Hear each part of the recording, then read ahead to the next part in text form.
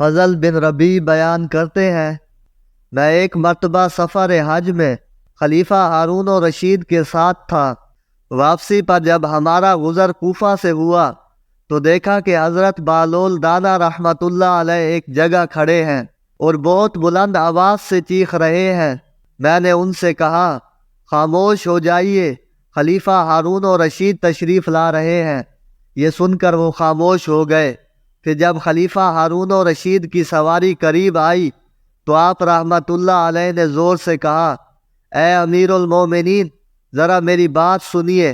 خلیفہ نے آپ رحمۃ اللہ علیہ کی آواز سنی تو رک گئے۔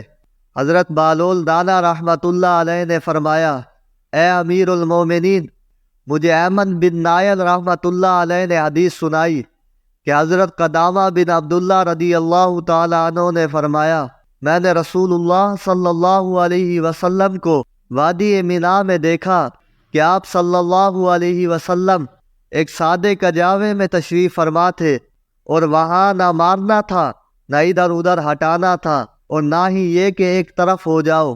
فضل بن ربیع فرماتے ہیں، میں نے امیر المومنین سے کہا، حضور یہ بہلول دیوانہ ہے۔ آپ رحمۃ اللہ علیہ نے فرمایا، میں انہیں جانتا ہوں۔ پھر کہا، اے بہلول رحمۃ اللہ علیہ، مجھے کچھ اور نصیحت کرو۔ چنانچہ انہوں نے یہ عربی اشعار پڑھے جن کا مفہوم یہ ہے، اگر تجھے ساری دنیا کی حکومت مل جائے اور تمام لوگ تیرے فرما بردار بن جائیں، پھر بھی کیا تیرا آخری ٹھکانہ تنگ و تاریک قبر نہیں؟ تیرے مرنے کے بعد لوگ باری باری تجھ پر مٹی ڈالیں گے۔ یہ سن کر خلیفہ ہارون الرشید نے کہا، اے بہلول رحمۃ اللہ علیہ، آپ رحمۃ اللہ علیہ نے حق کو پہچان لیا، مجھے کچھ اور نصیحت فرمائیے۔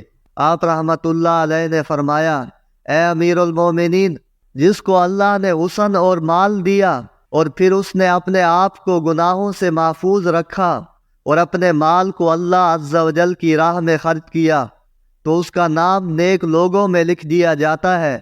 فضل بن ربیع بیان کرتے ہیں، یہ گفتگو سننے کے بعد خلیفہ ہارون الرشید سمجھے شاید یہ کچھ مال وغیرہ طلب کر رہے ہیں، لہذا ان سے کہنے لگے، اے بہلول رحمۃ اللہ علیہ، اگر آپ پر کسی کا قرض وغیرہ ہو تو میں اسے ادا کر دوں گا۔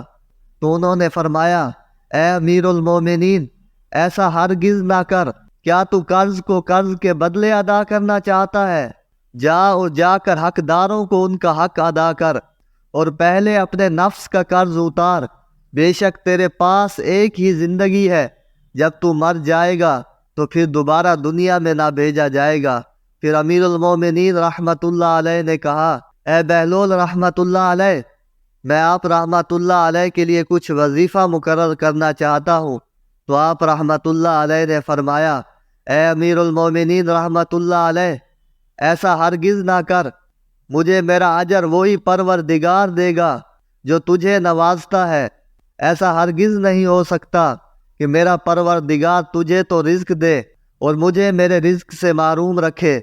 اتنا کہنے کے بعد آپ رحمۃ اللہ علیہ یہ اشعار پڑھتے ہوئے واپس پلٹ گئے۔